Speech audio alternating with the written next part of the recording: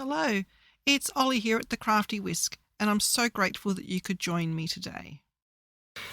Okay, so I got the Advent kit from Snazzi Scrappin this year, and it's got 25 little parcels in here, and I'm going to unbox them one day at a time for you, and then at the end I will probably do a reel of everything that came in the box.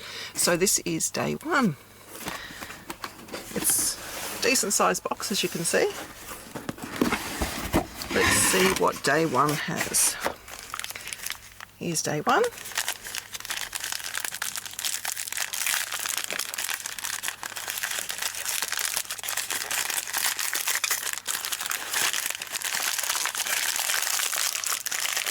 And we have some little stickers, handmade with love. So they're really good to put on gifts and on the back of envelopes or back of cards that you're giving away. That's really, really nice. And it looks like there's a lot in there. So join me tomorrow for day two.